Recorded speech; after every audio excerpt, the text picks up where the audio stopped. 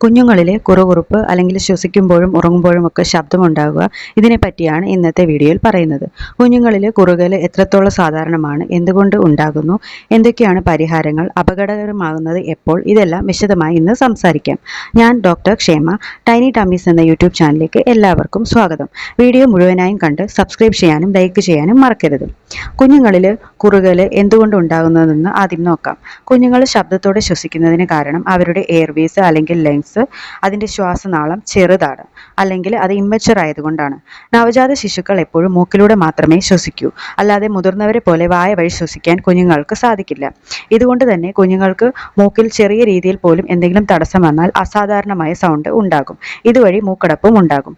മിക്കവാറും കുഞ്ഞിൻ്റെ മൂക്കിൽ മ്യൂക്കസ് അടിയുന്നതിന് കാരണം ഇതാണ്. ഇനിയും എന്തൊക്കെ സാഹചര്യങ്ങളിലാണ് മ്യൂക്കസ് അടിയുന്നത് കൊണ്ട് മൂക്കടപ്പ് ഉണ്ടാകുന്നതെന്ന് നോക്കാം. ഒന്നാമത്തേത് ചുമ, പൊടി, അലർജി ഇവയൊക്കെ തണുപ്പിന് കാരണമാകുന്നു. ഇതുവഴി മൂക്കടപ്പ് ഉണ്ടാവാം. വായുവിൽ ഈർപ്പം കുറവ്, ഒരുപാട് സമയം AC-യിൽ ഇരിക്കുമ്പോൾ മൂക്കിനുള്ളിൽ വരൾച്ച വരുന്നു, ഇങ്ങനെ മൂക്കടപ്പ് ഉണ്ടാകും. ലാരിഞ്ചോ മലേഷ്യ, കുഞ്ഞിൻ്റെ ശ്വാസനാളത്തിനും മുകളിലായിട്ട് ലാരിങ്സിൻ്റെ കാർട്ടിലേജ് ഉണ്ട്. ഇതിന് ബലക്ഷയം ഉണ്ടാകുന്നു. ഇതിന് ലാരിഞ്ചോ മലേഷ്യ എന്ന കണ്ടീഷൻ എന്ന് പറയുന്നു. കുഞ്ഞ് ശ്വാസം വലിക്കുമ്പോൾ എപ്പോഴും സൗണ്ട് ഉണ്ടാകും. എന്നാൽ ഒരു വയസ്സിന് ശേഷം ഈ മസിൽസ് ഒക്കെ സ്ട്രെങ്തൻ ചെയ്യും. അപ്പോഴിത് ശരിയാകുന്നതാണ്. ഇനിയും reflux, gastro oesophageal reflux disease എന്നാണ് ഇതിന് പറയുന്നത്. പാല് വയറ്റിൽ നിന്നും തൊണ്ടയിലേക്ക് എത്തുമ്പോൾ മ്യൂക്കസ് അടിയും. ഇതുവഴിയും കുഞ്ഞിന് കുറുകുറുപ്പുണ്ടാകും. ശ്വാസകോശ അണുബാധകൾ, ചുമ, പനി പോലെയുള്ള രോഗങ്ങൾ കാരണം മൂക്കടപ്പുണ്ടാകും. പാല് കൊടുത്ത ശേഷം മൂക്കിലൂടെ പാല് വന്ന് കുറച്ച് പാല് ചിലപ്പോൾ മൂക്കിൽ പറ്റിപ്പിടിക്കും. ഇത് കാരണം ബുദ്ധിമുട്ടുണ്ടാകുന്നു. ലളിതമായ പരിഹാരങ്ങൾ എന്തൊക്കെയെന്ന് നോക്കാം. മൂക്കടപ്പ് ഉണ്ടാകുമ്പോൾ കുഞ്ഞിന് ഉറങ്ങാനും പാല് കുടിക്കാനും ഒക്കെ ബുദ്ധിമുട്ടുണ്ടാകുന്നു. എങ്ങനെയാണ് ഇത് പരിഹരിക്കുന്നത്?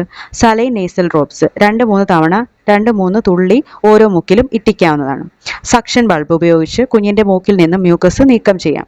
നേസൽ ആസ്പിറേറ്റർ, ഇത് ചെറിയ ട്യൂബ് വഴി മൂക്കിലടിഞ്ഞ മ്യൂക്കസ് നമുക്ക് വായ കൊണ്ട് വലിച്ചെടുക്കാം. കുഞ്ഞിൻ്റെ മൂക്കിൽ ചെറിയ സിലിണ്ടർ പോലെ ദ്വാരമുള്ള പൈപ്പ് വെക്കുക. ഇതിനുശേഷം ട്യൂബ് വഴി മുകളിലേക്ക് വലിക്കുക. ഈ സമയത്ത് വായുവിൻ്റെ ശക്തി കാരണം മ്യൂക്കസ് ഈ സിലിണ്ടറിലേക്ക് പുറത്തു വരുന്നു. ഇങ്ങനെ കുഞ്ഞിൻ്റെ മ്യൂക്കസ് നമുക്ക് നീക്കം ചെയ്യാവുന്നതാണ്. അടുത്തതായിട്ട് സ്റ്റീം ഇൻഹലേഷൻ, അതായത് ഹ്യൂമിഡിഫയർ അല്ലെങ്കിൽ ബാത്റൂം സ്റ്റീം ഇവയൊക്കെ ഉപയോഗിച്ച് നമുക്ക് കുഞ്ഞിൻ്റെ മൂക്ക് തുറക്കാനായിട്ട് ശ്രമിക്കാം. എന്നാൽ നമ്മുടെ നാട്ടിൽ ഇത് എത്രത്തോളം വർക്കാവുമെന്ന് അറിയില്ല.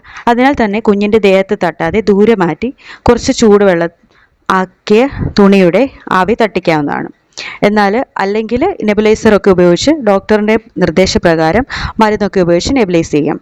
തല ഉയർത്തി കിടത്താനായിട്ട് ശ്രമിക്കുക. ഉറങ്ങുമ്പോൾ കുഞ്ഞിൻ്റെ തല ഉയർത്തി വെച്ചാൽ മ്യൂക്കസ് തനിയെ തൊണ്ടയിലേക്ക് ഡ്രെയിൻ ചെയ്യുന്നത് നമുക്ക് ഒഴിവാക്കാനായിട്ട് സാധിക്കും. ഈ തൊണ്ടയിൽ നിന്നും ഗർഗ്ലിംഗ് സൗണ്ട് വരുന്നത് എപ്പോഴാണെന്ന് നോക്കാം. ഗർഗ്ലിംഗ് എന്നത് തൊണ്ടയിൽ നിന്ന് വരുന്ന സൗണ്ടിനെയാണ് പറയുന്നത്.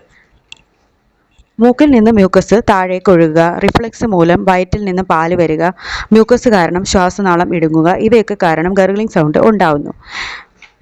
ബ്രോങ്കിയോലൈറ്റിസ്, ന്യൂമോണിയ പോലുള്ള അണുബാധകൾ ശ്വാസകോശത്തിൽ വീസിങ് ഉണ്ടാക്കുന്നു. ഇതിന് കാരണം എന്തൊക്കെയെന്ന് നോക്കാം. സലൈൻ ഡ്രോപ്സും ആസ്പിറേറ്ററും ഉപയോഗിച്ച് ഇത് അവോയ്ഡ് ചെയ്യാവുന്നതാണ്. റൂമിൻ്റെ ഈർപ്പം നിലനിർത്താനായിട്ട് ഹ്യൂമിഡിഫയർ ഉപയോഗിക്കുക. പൊടി, വളർത്തുമൃഗങ്ങൾ, തീവ്രഗന്ധങ്ങൾ ഇവയൊക്കെ അവോയ്ഡ് ചെയ്യുക. ഇനിയും എന്തൊക്കെ മുന്നറിയിപ്പുകളാണ് ശ്രദ്ധിക്കേണ്ടത്? 6 മാസം കഴിഞ്ഞിട്ടും ശബ്ദമുള്ള ശ്വസനം തുടർന്നാൽ ഡോക്ടറിനെ കാണുക. ശ്വാസം എടുക്കുമ്പോൾ ബുദ്ധിമുട്ട്, പാല് കുടിക്കാനും ഭക്ഷണം കഴിക്കാനും ഒക്കെ ബുദ്ധിമുട്ട്, ചർമ്മം നീല നിറത്തിൽ കാണുക, ശ്വാസം എടുക്കുമ്പോൾ നെഞ്ച് വലിഞ്ഞതുപോലെ തോന്നുക, പനിയുള്ളപ്പോൾ ഗുരുതര അണുബാധയിലേക്ക് പോകുന്നത് നേരത്തെ ചികിത്സ തേടുക. ഇത് അപകടകരമായി മാറുന്ന സാഹചര്യങ്ങൾ എന്തൊക്കെയെന്നാണ് അടുത്തത്.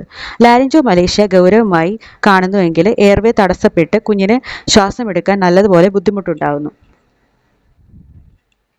ബ്രോങ്കിയോലൈറ്റിസ്, RSV വൈറസ് ശ്വാസകോശ അണുബാധയ്ക്ക് കാരണമാകും. ക്രൂപ്പ്, ഭീകരമായ ചുമയും ശബ്ദവും ഉള്ള ശ്വസനവും ഉണ്ടാക്കും. ആസ്മ അല്ലെങ്കിൽ അലർജി ദീർഘകാലം നീണ്ടു നിന്നാൽ ശ്വാസതടസ്സം ഉണ്ടാകും. ഒബ്സ്ട്രക്റ്റീവ് സ്ലീപ്പ് ആപ്നിയ, ഉറക്ക സമയത്ത് ലങ്സിൻ്റെ വായു വഴി തടസ്സപ്പെടുന്നത് മൂലം ഗർഗ്ലിംഗ് സൗണ്ട് ഉണ്ടാക്കുന്നു. അപ്പോൾ നോയ്സി ബ്രീത്തിങ്ങിനും അതിൻ്റെ പരിഹാരങ്ങളും എപ്പോഴാണ് അപകടമാകുന്നതും എന്നും മനസ്സിലായല്ലോ. ഇനി ഇതിനെപ്പറ്റി എന്തെങ്കിലും സംശയങ്ങളുണ്ടെങ്കിൽ കമൻറ്റ് വഴി ചോദിക്കാവുന്നതാണ്. നിങ്ങളുടെ കുഞ്ഞിന് ശ്വാസം മുട്ടലോ കൂടുതൽ ഗുരുതരമായ പ്രശ്നങ്ങളോ അനുഭവപ്പെട്ടാൽ ഒരു ശിശുരോഗ വിദഗ്ധനുമായി ബന്ധപ്പെടുക. കുഞ്ഞുങ്ങളുടെ പരിപാലനത്തെപ്പറ്റി കൂടുതൽ അറിയാൻ ചാനൽ സബ്സ്ക്രൈബ് ചെയ്യുക. വീഡിയോ ഇഷ്ടമായാൽ ലൈക്കും ഷെയറും ചെയ്യുക. അടുത്ത വീഡിയോയിൽ കാണാം. താങ്ക്